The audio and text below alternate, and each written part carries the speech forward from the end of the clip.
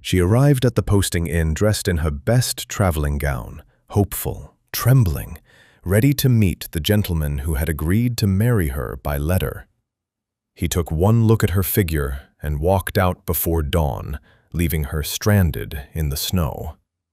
What she didn't know, the silent stranger who offered her his carriage that night was the loneliest duke in all of England.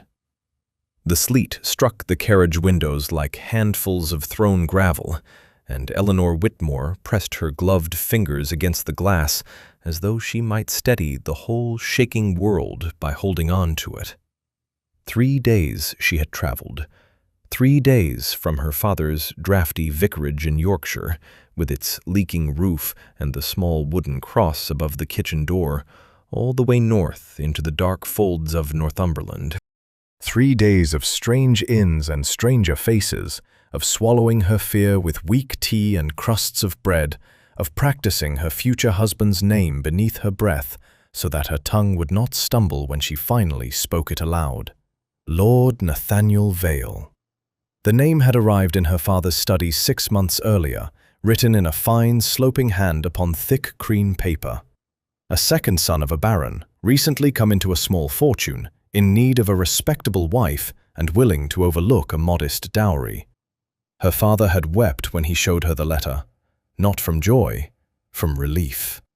The debts had grown teeth by then, and her father's lungs grew worse with every winter. "You shall have a home, Nell," he had whispered, "a proper roof, a proper name." She had agreed because there had been no other path forward, and because she loved her father more than she feared the unknown. Now the carriage slowed, the horses snorting steam into the freezing dusk, and the driver called down through the trap that they had reached the Rose and Crown posting inn. Eleanor straightened her dark green traveling pelisse, smoothed the damp gloves over her wrists, and reached up to touch the small pearl pin at her throat. It had belonged to her mother. She had worn it for luck. The innkeeper himself came hurrying out beneath a lantern, his breath white in the cold. "Miss Whitmore, is it? Aye, his lordship is within. Been waiting these 2 hours." Her heart leapt so painfully she nearly forgot to thank him. She passed through the low door into a parlour smelling of wood smoke and roasted mutton, and a tall, fair-haired gentleman rose from his chair beside the fire. He was younger than she had expected, handsomer too, in the cold, blade-like way that some Englishmen carry. His coat was a deep claret wool, his cravat very white, and his eyes were the pale blue of a winter pond. Those eyes travelled over her from bonnet to boot, once, slowly, and something in them shifted, then died. "Miss Whitmore," he said. His voice was polite, nothing more. "My lord," she curtsied. Her knees trembled beneath her petticoats. He gestured stiffly to the supper laid upon the small round table, cold pheasant, a dish of buttered turnips, a bottle of claret already half drunk. She sat. He sat. The fire crackled between them like a third, unwanted guest. He did not speak, not once, not when she remarked upon the difficult journey, not when she mentioned how very kind his letters had been. He answered her in single syllables or in a stiff nod, and after a quarter of an hour he set down his glass and rose without finishing his plate. "Forgive me, I have a matter of business with the innkeeper. The hour grows late. I shall send word in the morning." He bowed. He left. He did not meet her eyes. Eleanor sat alone before the dying fire for a long while after, her hands folded in her lap, and told herself that he was simply tired from his own journey, that all would be set right by breakfast. She climbed the narrow stairs to her chamber, undressed by candlelight, and lay awake, listening to the sleet hiss against the shutters. Somewhere below, a door closed softly. Hooves moved across the cobbles. Then, nothing. She woke at dawn to a knock so timid it might have been the wind. The chambermaid stood in the corridor, a folded paper in one red-knuckled hand, her face full of the kind of pity that only servants who have seen this particular shame before can wear. "Beg pardon, miss. His lordship left this for you." Eleanor took the note. The seal was already broken. as though Nathaniel had not even troubled to press it properly into the wax. Miss Whitmore, upon reflection, I find I cannot proceed with the arrangement. I trust you will understand. Vale. She read it twice, 3 times. The words refused to mean anything. Then, all at once, they meant everything. Behind the chambermaid, in the corridor below, she heard one of the ostlers laughing. Took one look at her and bolted, did he?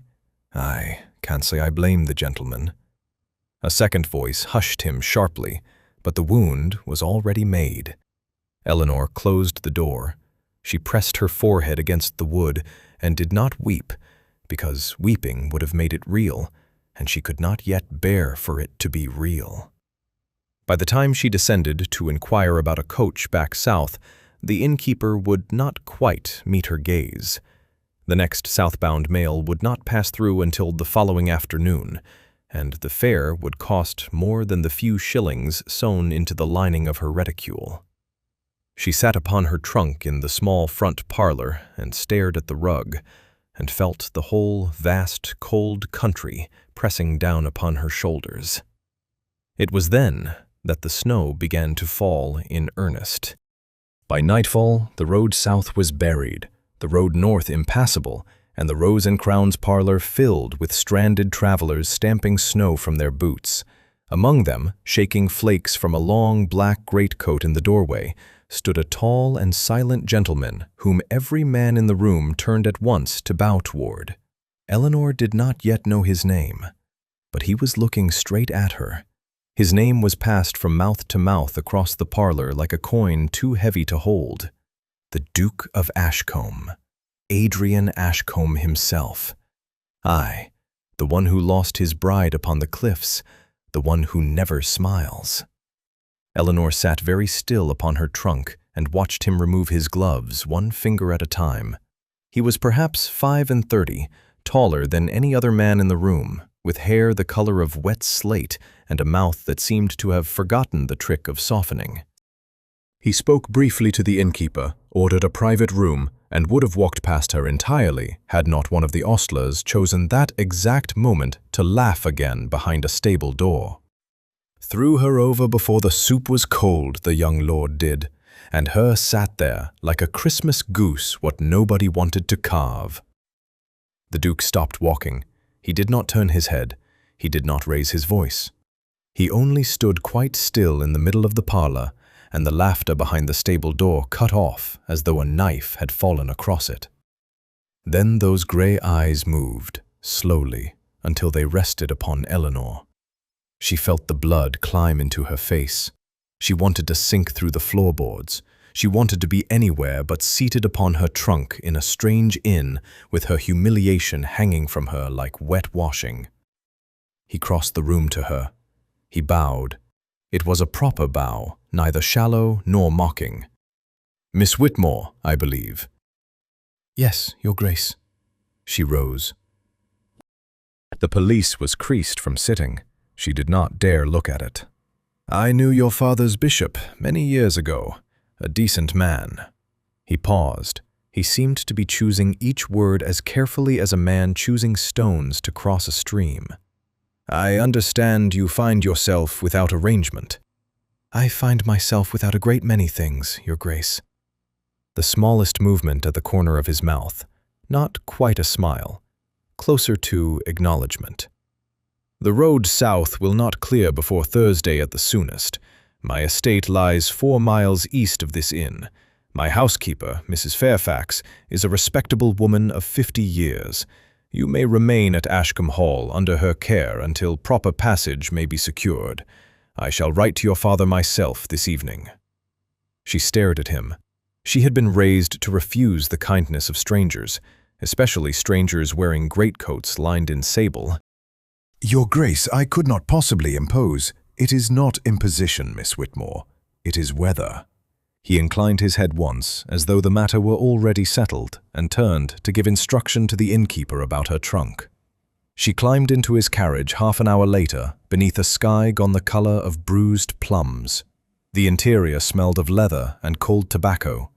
He sat across from her, a wool rug across his knees, and looked out of the window for the entire 4 miles. He did not speak. He did not look at her. But he had given her the rug first. Ashcombe Hall rose out of the snow like something half-remembered from a darker century. 3 stories of black stone, narrow windows, a great iron gate worked with the figure of a stag. Behind the house she could hear, faint and continuous, the low boom of the North Sea breaking against cliffs she could not yet see. A pair of hounds came down the steps to meet the carriage, and behind them came a small grey woman in a starched cap, whose eyes were the kindest Eleanor had seen in 3 days. "Mrs. Fairfax," the Duke said, "Miss Whitmore is our guest. The east room, I think. The one that faces the orchard." "At once, Your Grace." He turned to Eleanor in the great hall, beneath a chandelier that had not been lit in some time. Candles burned instead in iron sconces along the walls, and the shadows climbed high into a ceiling she could not properly see. "You will dine with me at 8. Mrs. Fairfax will show you the library should you wish for a book before then. I keep a great many books, and very little company. Help yourself to whichever serves you better." He bowed. He left her there. The library was warm, a long room paneled in dark oak, 2 fires burning at opposite ends, and shelves climbing higher than any vicarage roof. She was standing before a case of bound sermons when he entered an hour later, and she was so absorbed she did not at first hear him. "Miss Whitmore!" She turned, startled. He stood beside the nearer hearth with a small glass of something amber in his hand. The firelight caught the silver at his temples. "I should like to say one thing plainly, so that nothing between us is mistaken." His voice was very even. "I am not seeking a wife. The Crown grows impatient with me upon that matter, and my sisters grow worse, but I shall not be hurried into another engagement by any pressure of theirs or any pity of my own. You are here because the road is closed, nothing more. I should not wish you to mistake civility for courtship." She felt the words land. Then she felt, to her own surprise, a small, clear flicker of relief. "Your Grace, I have just been refused by one gentleman within a single evening. I have no appetite to be courted by another." This time he did almost smile. It was gone before she could be certain of it. "Then we understand one another." He turned to leave. At the doorway he paused. "Miss Whitmore, the west wing of the house is locked. The servants do not enter it. Neither, I hope, shall you." He shut the door behind him. Somewhere far above, behind iron, something settled in the dark. The snow did not lift for 19 days. Eleanor counted them by the marks she made in pencil inside the cover of a small book of Cowper's poems she had taken from the library. 19 mornings of waking to a world wrapped in white silence, 19 evenings of candlelight upon dark paneling, 19 suppers eaten at a table long enough to seat 30 and laid for only 2. The Duke kept to his word. He did not court her. He scarcely spoke to her at all beyond what civility required, and even that he offered as a man might offer a coin to a beggar, quickly and without lingering. But he did not insult her. He did not look at her figure as Nathaniel had looked, nor through her as the servants at the inn had looked. When she spoke at supper, he listened. When she fell silent, he did not press. It was, in its strange way, the gentlest treatment she had known from any man, not her father. And there were the small things. A heavier shawl appeared upon the chair outside her chamber one morning, plain grey wool but lined with soft rabbit's fur. She had not asked for it. Mrs. Fairfax knew nothing of where it came from. The breakfast tray began to arrive with a small pot of Darjeeling rather than the plain black tea of the household. The kitchen swore they had been given no instruction. A sprig of winter jasmine, then a few snowdrops, then a single hothouse rose found their way to her dressing table over the course of a fortnight. The under-housemaid blushed when asked, and would only say that they had been left by someone what knows the orangery. Eleanor did not allow herself to suppose. Supposing, she had already learned, was the cruelest sport a woman could play upon her own heart. She filled the days instead. In the mornings she helped Mrs. Fairfax sort linens for the village charity baskets, learning the names of every tenant family between Ashcombe and the coast. In the afternoons she sat in the conservatory with a book and a thin winter sun upon her shoulder, and the great hounds, Brutus and Ulysses, came to lie at her feet as though they had decided the matter of her welcome long before their master had. On the 20th night the wind changed. It came howling in off the sea after midnight, rattling the casements and sending soot tumbling down the chimneys. Eleanor woke from a dream of her father coughing and could not return to sleep. She lit her candle, drew the rabbit fur shawl about her shoulders, and went down to the library for the second volume of Mrs. Radcliffe she had abandoned at supper. The corridor was very long. The flame trembled in her hand. She had taken perhaps a dozen steps when a draught she had never felt before crossed her bare ankles, cold as river water. She turned toward it. A narrow door stood ajar in the paneling, no wider than a coffin, half hidden behind a tall Chinese vase she had walked past 100 times. A servant's stair. She had not known one existed there. The draught came up from below, and with it a smell of old wax and older dust. She ought to have closed the door. She ought to have walked on. She lifted her candle and stepped down. The stair descended one flight, then climbed 2 more, twisting in upon itself in the manner of houses that have been added to across many lifetimes. When at last it ended, she pushed open a small door at the top, and the cold that met her was not the cold of an unused passage. It was the cold of a wing that had been left to die. She was in the west wing. A long gallery stretched before her, dust upon every surface, holland sheets thrown over furniture that bulked beneath them like sleeping animals. At the far end stood a set of double doors painted a faded blue, and these too were ajar. She crossed to them. Her candle made a small, trembling country of light around her feet. The room beyond had been a lady's bedchamber. The bed still stood made, its hangings of pale rose silk gone the color of weak tea with age.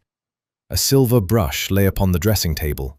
A pair of satin slippers sat beside the cold hearth, set neatly side by side, as though their owner had only stepped into the next room and meant to return in a moment. Above the hearth hung the portrait. A woman of perhaps 24, fair-haired, slender, painted in a gown of cream and pearl. Her hands were folded upon a book. Her smile was the small, private smile of a person who knows herself loved. Where her eyes ought to have been, there were only 2 long, ragged tears in the canvas, slashed downward, as though someone had stood upon a chair and driven a knife through them again and again. Eleanor's candle shook so badly that the wax spilled hot upon her wrist. She did not feel it. A floorboard creaked behind her in the gallery, a slow, deliberate creak, not the settling of an old house, the weight of a foot. She blew out the candle without thinking. She pressed herself into the dark behind the open door, her breath gathered in her throat, her heart so loud she was certain it would be heard. The footsteps came nearer. They stopped just outside the bedchamber. Whoever stood there breathed once, heavily, like a man steadying himself. Then a small object was set down upon the floor of the gallery with a soft and final sound, and the footsteps withdrew the way they had come. When at last she dared move, Eleanor stepped out and looked down. A fresh white rose lay upon the dust at the threshold. Its stem had been cut that very night. She told no one of the rose. For 3 days Eleanor moved through Ashcombe Hall with the careful tread of a woman who has overheard a secret she was not meant to keep, watching the Duke across the supper table for any sign that he knew she had been where she ought not to go. He gave her none. He spoke of the weather, of his sister Lady Caroline's forthcoming letter, of a sermon his late mother had once praised. He never looked toward the locked corridor. He never looked away from it, either. On the fourth morning, Mrs. Fairfax came to her chamber with a face full of news. "His Grace says we are for London, miss. End of the week. The season has begun, and the talk has reached him, and he will not have it said that you are kept here improperly. Lady Caroline has sent word that her house in Grosvenor Square is opened for the both of you." "Talk?" "Folk will talk of anything in a thaw, miss. It signifies nothing. But His Grace does not care to have your name in it." So they went south. The journey took 4 days by post-chaise and changed horses, the roads slowly clearing as they moved out of the snow country and into a softer England of bare hedgerows and rooks circling above ploughed fields. Eleanor watched the world warm by degrees and tried not to think of how strange it was to ride in a private carriage with a duke who had 3 weeks earlier been a stranger, pulling off his gloves before a fire. Grosvenor Square received them in candlelight and the smell of beeswax. Lady Caroline Ashcombe proved to be a small, dark woman of 42, with her brother's grey eyes and none of his silence. Within a single afternoon she had taken Eleanor's measurements, ordered 3 gowns from her own modiste in Bruton Street, and pronounced her wardrobe a tragedy upon which the family fortune would now be spent. "You shall wear cranberry silk to the Marchmont's musicale, my dear, and let every powdered viper in London bite her own tongue." The musicale was held in a house overlooking Hyde Park, every window lit, every step of the curving staircase banked with hothouse lilies. Eleanor entered upon the Duke's arm in a gown of deep cranberry, her dark hair dressed in the simple plaits Lady Caroline had insisted suited her best, and felt herself stared at by perhaps 200 persons at once. She had prepared for cruelty. She had not prepared for curiosity. A countess kissed her cheek. A bishop's wife pressed her hand. A pair of young ladies whispered behind their fans, and then, when Eleanor met their eyes, offered her shy smiles instead of contempt. She began to understand, slowly, that the cruelty of one Lord Vale was not the temper of an entire room, and that the woman she had become in 3 months at Ashcombe was perhaps not the woman who had sat upon her trunk at the Rose and Crown. Then she saw him. Nathaniel Vale stood beside a marble pillar near the refreshment table, a glass of negus untouched in his hand. He had grown thinner. The fine claret coat hung loose at his shoulders, and there was a yellow shadow beneath his eyes that had not been there in Northumberland. He saw her at the same moment. He did not look away. He came toward her. "Miss Whitmore." "Lord Vale." The Duke, standing 2 paces behind her, did not move. He did not need to. His silence in that ballroom had the weight of a drawn pistol. "I find myself in your debt for a courtesy I never paid," Nathaniel said, very low. "I behaved disgracefully at the inn. I should like, if you will permit me, to call upon you here in town and offer such apology as a man may." "You may write your apology, my lord. I shall read it or burn it, as I choose." A flush climbed his throat. He bowed, he withdrew, but not before she had seen his eyes flicker, just once, past her shoulder to the Duke, and not before she had seen in them not shame, but fear. She thought upon that fear for the rest of the evening. Later, when the musicale spilled into supper rooms and the Duke had been drawn into conversation with a cabinet minister, Eleanor slipped along a passage in search of a quieter window. The corridor turned. Voices reached her from behind a half-closed door. "Told you not to come here, Vale. You make yourself conspicuous." "I had to see her. I had to know what he has told her." She knew the second voice. She had heard it only once, very briefly, the day she arrived at Ashcombe. It belonged to Mr. Pembroke, the Duke's steward.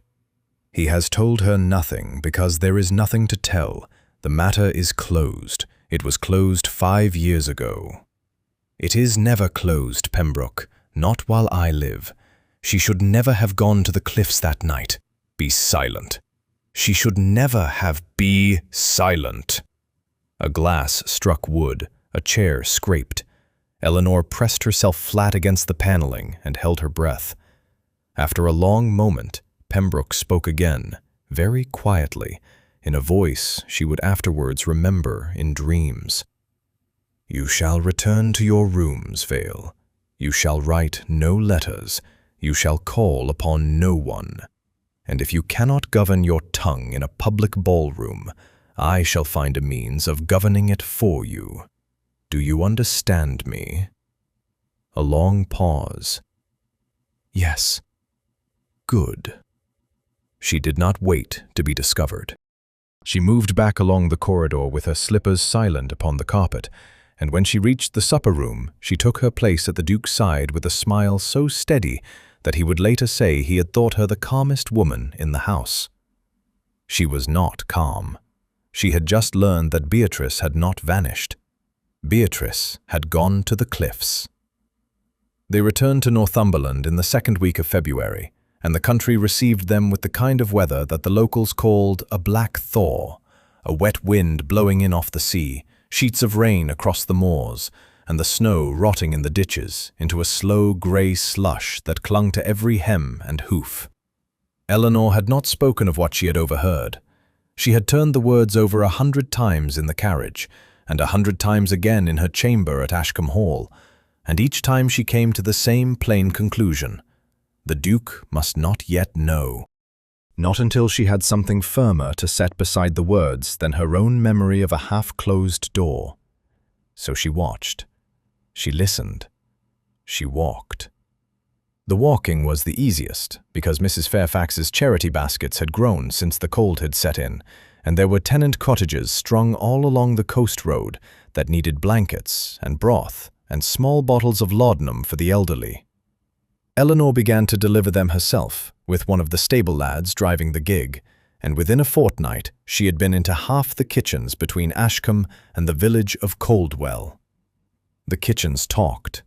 They talked of the price of salt and the price of bread, of the parson's new wife, of a lamb born with 2 tails up at Hatton's farm.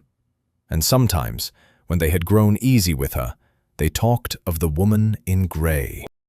"Seen her myself, miss, this very January, walking the old lighthouse path in a storm. No shawl, no bonnet, her gown all wet through. I called out to her, and she never turned, gone like smoke when I reached the spot." "My eldest seen her too, miss, last Michaelmas, said her face was white as a fish belly, and she carried something dark in her hand. They do say it's her ladyship, miss, her what was promised to his grace. They do say she walks because she never had a proper grave." Eleanor heard the same story in 4 cottages with 4 different mouths, and the bones of it never changed. A woman in grey, the old lighthouse, storms. On the last day of February, she set out alone. She had told no one. She had taken the gig herself, harnessed the quiet old cob the Duke kept for his sisters, and driven east along the coast road until the track gave out at a ruined chapel 1/2 mile from the lighthouse. The chapel had not been used since the Reformation. The roof was gone over the nave, but the small vestry at the rear still stood, its door swollen shut against the weather. She put her shoulder to it. It gave with a wet groan. Inside there was a stone bench, a broken altar, and the sour smell of old rain. She had brought a lantern. She lit it. The light fell upon something pale tucked into a niche behind the altar where a saint had once stood. A small oilskin packet, no larger than a prayer book, tied with twine. The twine was new. She untied it with fingers that had begun to shake. Inside lay letters, a dozen of them, folded in halves, addressed in a fine, sloping hand, to Lady Beatrice W. Some had been opened, some had not. She read the first by lantern light, standing in the ruin of the vestry while the wind moaned through the roofless nave behind her. "My dear B, I have the figures from Newcastle as you asked. Pembroke's name appears upon 3 of the bills of lading I copied at the customs house. The coal is a fiction. There is no coal. There is brandy under the coal, and silk, and worse besides. The names of the gentlemen receiving the goods I dare not set down here, but you will know 2 of them. One sits in our own parish, the other has sat at your supper table. F." She read 3 more before she understood that she was holding the proof of a fraud that had been moving through Ashcombe estate funds for years, and that Beatrice had been gathering it. She read a 4th before she understood that the writer had been afraid. If anything befalls me, B, you must take what you have to your duke and to no one else, not the magistrate at Alnwick, not the rector, not Vale, above all, not Vale. He owes them more than he can ever repay, and a man who owes such men cannot be trusted with the lives of those they fear. F. The lantern guttered. A sound came from behind her, and she turned, and the door of the vestry slammed shut so violently that the lantern fell from her hand and rolled across the flagstones. The flames snuffed at once. She heard the iron bar drop into its bracket from the outside. She heard footsteps moving away through the wet grass, fast, not running, the steady pace of a man who has done what he came to do. She threw herself against the door. It did not move. She struck it with her fist, with her shoulder, and the old wood held as it had held for 3 centuries. Below the cliffs, the sea boomed against the rocks, and she felt the ground shudder with it, and she understood with a clarity colder than the rain that the chapel sat very near a drop, and that no one knew she had come. She did not know how long she shouted before she heard the hooves. A horse, ridden hard along the coast road. A man's voice calling her name, not Pembroke's voice, not Nathaniel's, but a voice she had grown to know across a long oak table by candlelight. The iron bar was lifted from outside. The door fell open. The Duke stood in the rain. He was bareheaded. He had ridden without a coat. He looked at her as though she were the only living thing in England. "You are never," he said, his voice splitting upon the word, "to leave this house alone again. Do you hear me, Eleanor? Never." It was the first time he had used her name. He did not speak again until they were within the walls of Ashcombe Hall.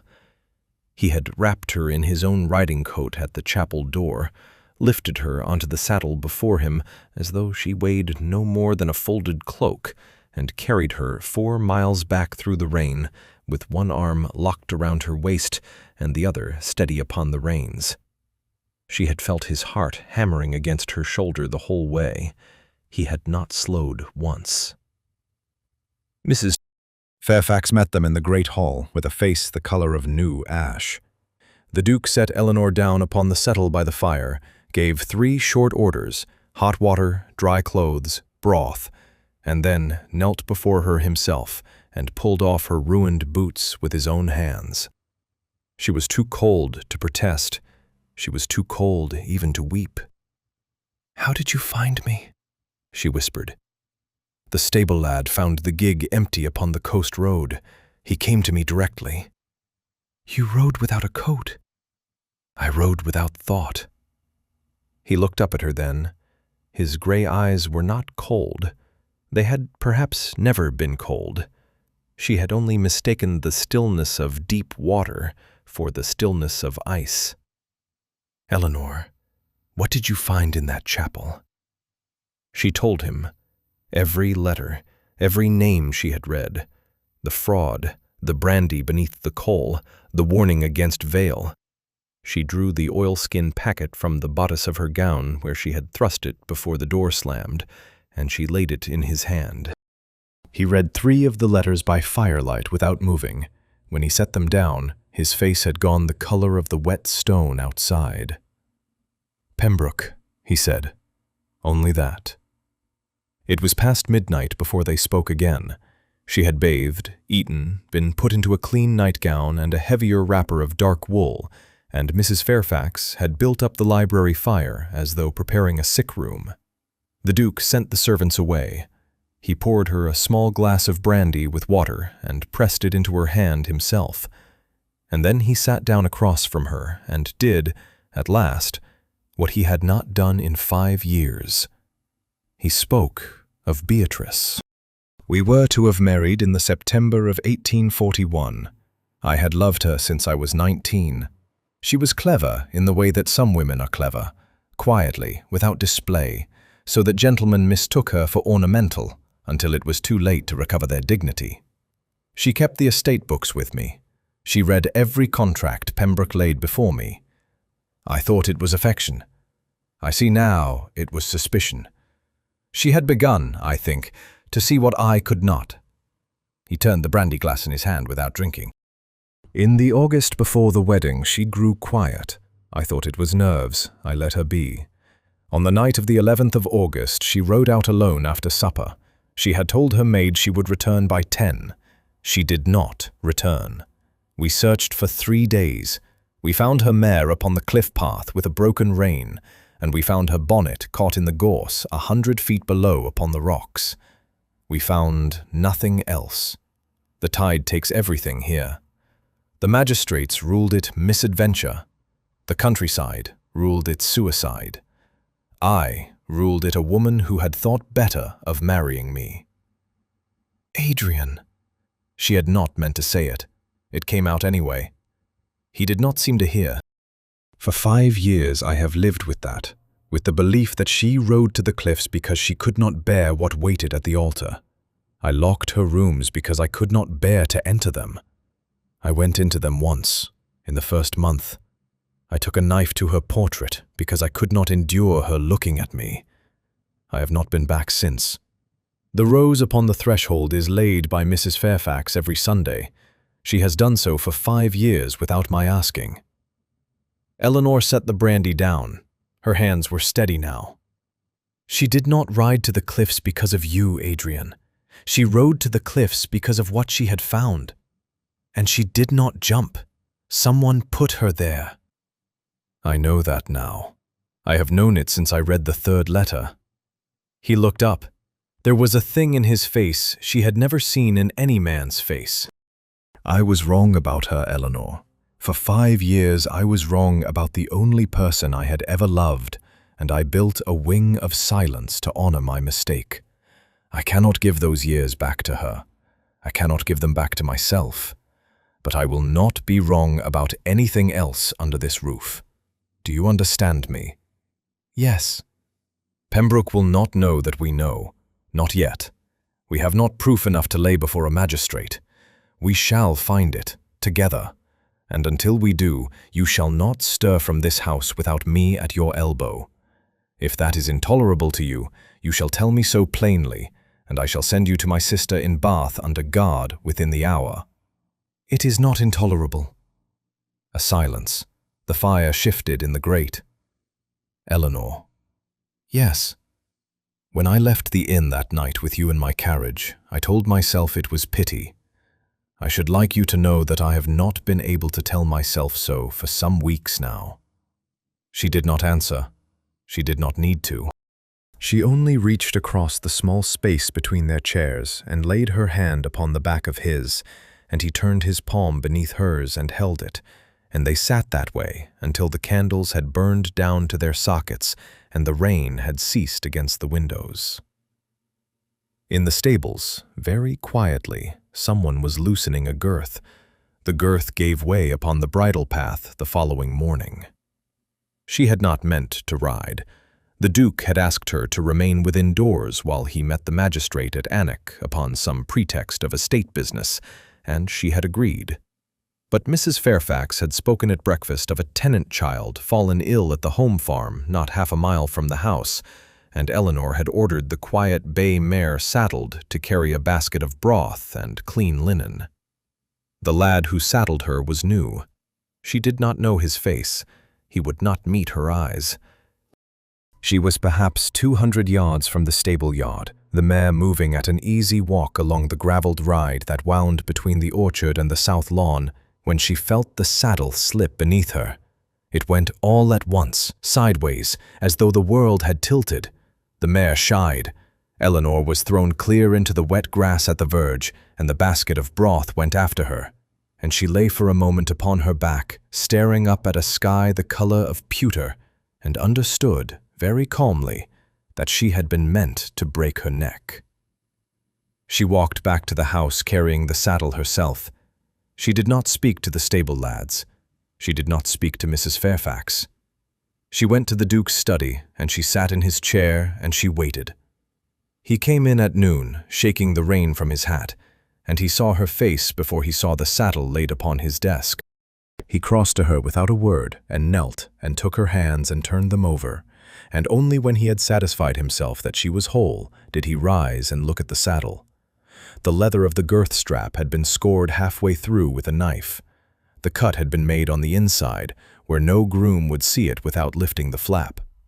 "The new lad," she said. "He would not look at me." "He is Pembroke's nephew. He came to us at Michaelmas." "Adrian." "I know." He sent the boy off the estate within the hour, without explanation, paid in full, and put upon the southbound mail with a letter to a cousin in Hull. He did not have him taken up. He did not wish Pembroke warned. The pretense of an ordinary dismissal would buy them, he reckoned, a fortnight at most. A fortnight was what they had. They worked at it together by candlelight in the Duke's study, the door bolted, the curtains drawn against any servant passing in the corridor. The estate books for the past 9 years were brought down from their shelves. The bills of lading from the customs house at Newcastle, which the Duke had quietly written for under a friend's name, arrived in a sealed packet 4 days later.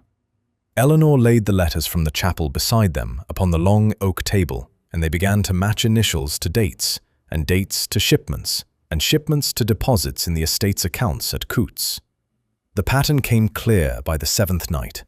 For 9 years, Pembroke had been routing brandy and French silk through the coastal caves below Ashcombe Hall, beaching the small boats at low tide, loading the goods onto estate carts after dark, and moving them inland, disguised under coal from the Duke's own pits.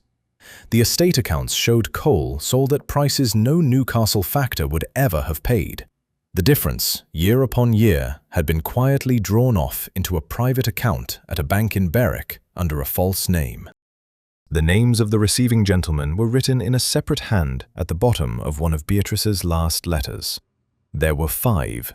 2 were members of Parliament. 1 was a magistrate at Anwick. 1 was a baronet near Morpeth. The 5th was Lord Nathaniel Vale. "His debts," Eleanor said.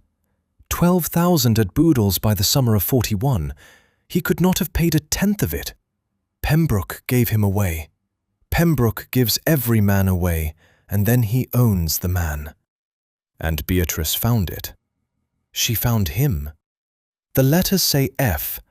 I think F was Frederick Halliday, a clerk at the customs house. He died of a fever in the spring of '42. I had thought it grief that aged him so. I think now it was fear. She watched his face in the candlelight. She did not speak. "There is one place we have not looked," he said at last. "The caves themselves."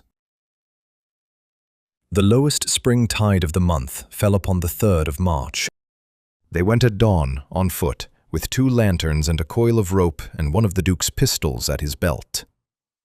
The path down to the shore was a goat track cut into the chalk, slippery with weed. The sea had pulled back further than Eleanor had ever seen it, and the wet sand stretched out toward black reefs that the gulls were already picking over. The cave mouth lay behind a curtain of hanging kelp at the foot of the western cliff. They had perhaps 2 hours before the tide turned. Inside, the air was cold and old. The lantern caught the marks of long use upon the walls, iron rings set into the rock, a coil of tarred rope, the dry husk of a broken keg. Pembroke's men had been here as recently as Christmas. Of that there was no doubt. The passage narrowed, then opened into a second chamber. A heap of fallen stone half blocked the rear. The Duke set his shoulder to the topmost rock, and Eleanor took the second, and together they moved 3 of them aside. Behind the stones lay a small space scarcely longer than a coffin, a bundle of cloth gone the color of the cave wall with damp, a pair of riding boots, the leather cracked, a silver chain, and upon it a signet ring of dark garnet set in gold. The Duke made no sound. He knelt in the wet sand and lifted the ring into his palm. "I gave her this," he said, "on her 21st birthday." Eleanor knelt beside him. She did not touch him. She did not need to. The sea was already turning beyond the cave mouth. The invitations went out within the week. They were written in the Duke's own hand upon heavy cream paper, sealed with the Ashcombe stag in red wax, and carried by post to every house upon the list that Eleanor and Adrian had drawn up in the locked study. The 5 gentlemen named at the foot of Beatrice's last letter, the magistrate at Alnwick, the baronet near Morpeth, both members of Parliament, Lord Nathaniel Vale, and, set among the rest so that no single guest might suspect himself singled out, perhaps 80 further persons of the northern county, and a dozen from London besides. A masquerade. The first held at Ashcombe Hall in 12 years. Tuesday, the 24th of March, 8 in the evening. Dancing, supper at midnight, dominoes and masks to be retained until the unmasking at 1. Pembroke was given the management of the ball. The Duke insisted upon it. The steward bowed and accepted, and Eleanor watched his face very closely as he did, and saw nothing within it but the small contained satisfaction of a man trusted by his master. He did not know. He could not yet know.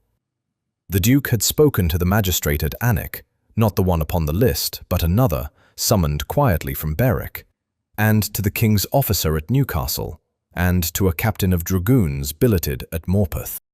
All 3 men, with 18 others, would arrive after dark upon the night of the ball, and wait beyond the iron gates until called. The ring had been laid in a small velvet case in the Duke's bureau. The letters had been copied out in Eleanor's hand, and the copies lodged with a solicitor in Edinburgh. If anything befell either of them, the truth would no longer die with them. Adrian had insisted upon that before he would allow the ball at all. The 24th of March came in cold and clear. A thin moon rose above the moors at dusk, and the carriages began to arrive at 7, the lamps along the drive lit in long, trembling rows, the iron gates thrown back for the first time in a decade. Eleanor wore a gown of dark gold silk, cut after the new fashion, with a half-mask of black velvet edged in jet. Lady Caroline had come up from London for the occasion, and had dressed her hair herself, twisting it into a coronet of plaits and pinning into it 3 small ivory roses. The Duke wore black from throat to boot, with a domino of grey silk that left only his mouth and jaw uncovered, and the Ashcombe signet bright upon his left hand. The ballroom had not been opened in 12 years. The chandeliers had been lowered and washed, every candle in them new, and the floor polished until the gold of Eleanor's gown moved upon it like a second flame as Adrian led her into the first dance. She had not been taught to dance well. He moved her through the figures as a man moves a held breath, slowly, carefully, his hand at the small of her back the only thing in the room she was certain of. "He is here," she said behind her fan when the figure brought them close. "I have seen him. The blue domino. He has not left Pembroke's elbow since he arrived." "Pembroke watches the doors." "Pembroke watches everything. Let him." The unmasking was called at 1 o'clock. It was the custom for the host to speak a few words as the masks came down. The Duke stepped onto the low dais beneath the musicians' gallery and held up his hand, and the room fell into the slow, expectant hush of 200 persons waiting upon a duke's pleasure. He did not raise his mask. "My friends, I have brought you here tonight upon a pretext. I shall not waste your time pretending otherwise. There is a matter of justice owed to this house, which has waited 5 years for its hour, and the hour is now. Lord Nathaniel Vale, step forward, if you please." The room did not move. Nathaniel did not move. The blue domino stood at the edge of the floor as though carved from stone. Eleanor stepped onto the dais beside the Duke. She raised her own mask. She let her voice carry, as her father had taught her to carry it, from a pulpit. "My Lord Vale, upon the night of the 11th of August in 1841, Lady Beatrice Whitcomb rode out from this house and did not return. You have known every day since what became of her. I should like you to tell this company now, before these witnesses, what you know." 200 faces turned toward the blue domino. Nathaniel's hand went to his mask. It came away.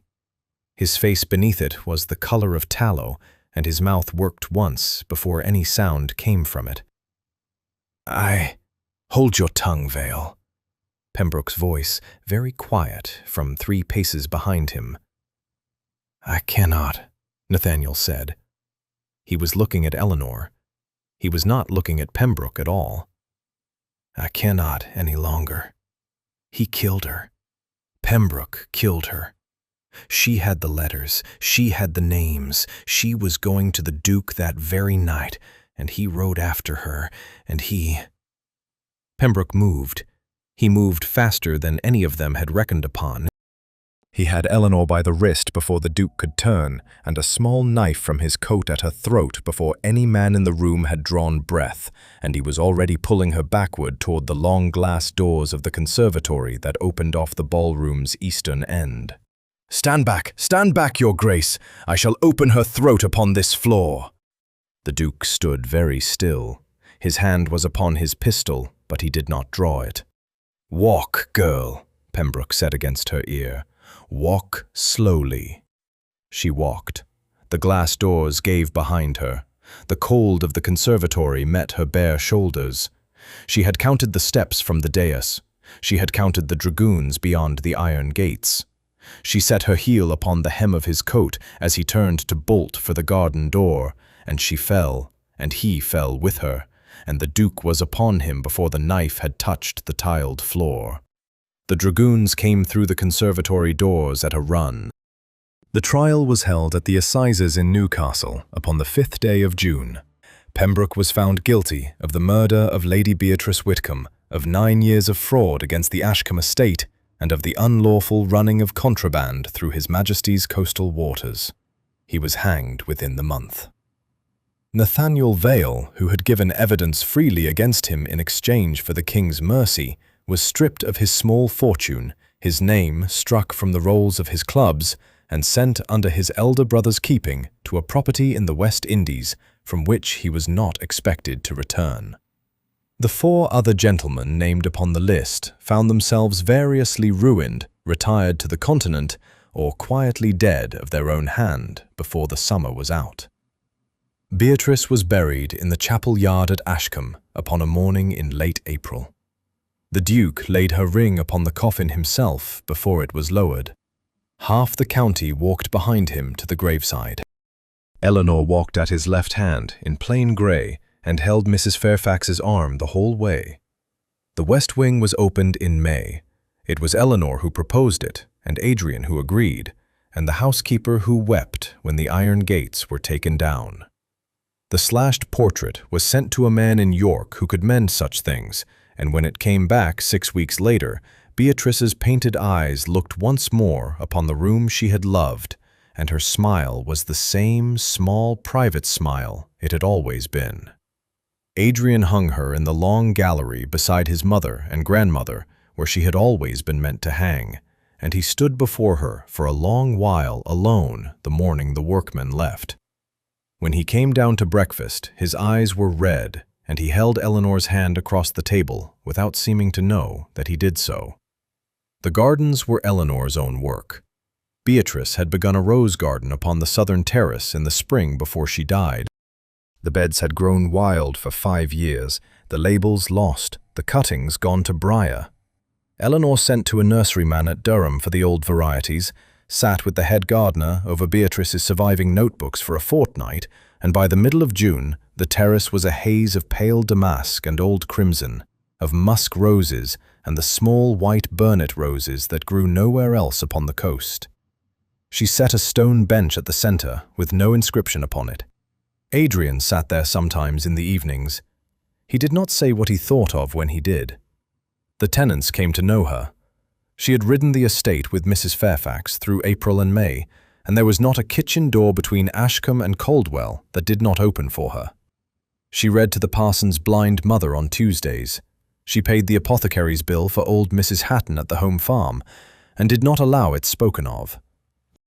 She set up a small school in the disused gatehouse of the South Lodge for the children of the colliers, and when the colliers themselves came up to the hall to thank her, she stood upon the steps in a plain morning gown, and told them she had been a vicar's daughter long before she had been anything else, and the cap she wore to teach in was the same cap her mother had worn to teach the village children in Yorkshire.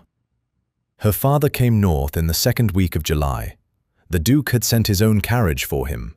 The vicar arrived thinner than Eleanor remembered, his cough quieter for the warm weather, and he wept when he saw the gardens, and he wept again at supper when the Duke asked him, with a formality that startled the whole table, for his daughter's hand. He had not asked Eleanor yet. He asked her the following afternoon. They had walked out along the cliff path together after luncheon, the sea below them very blue and very calm, the gorse upon the headland in full yellow flower. He stopped where the path turned above the old lighthouse. It was the place at which Beatrice had been thrown 5 years before. They had neither of them spoken of going there, and yet they had both, without consultation, walked toward it. "I have asked your father," he said. "I know, he told me before breakfast. He cannot keep a secret to save his life, my father. I should like to ask you now myself, properly, without the inn, without the carriage, without the snow. Adrian, when I left the Rose and Crown that first night, with you beside me, I told myself it was pity. I told you so when we sat in the library. I should like to tell you now that I was a liar, and that I have been one to myself for longer than I have been one to you. It was not pity. It was that you sat upon your trunk in that parlor, and you did not weep, and I had been looking for 5 years for a woman who could sit before her own ruin and not weep, and I had thought there was no such woman left in England." She did not speak. "I do not ask because the Crown wishes it. I do not ask because my sisters wish it. I do not ask because this house is empty without you, though it is. I ask because I love you, Eleanor Whitmore, and because I have loved you since a night in February when you came down a cliff path in my coat and would not let me carry the saddle." The sea moved below them. "Yes," she said. "Of course, yes. You needn't have made a speech of it." He laughed. She had never heard him laugh before. It was a low, surprised sound, as of a man finding a thing in his pocket he had forgotten he owned.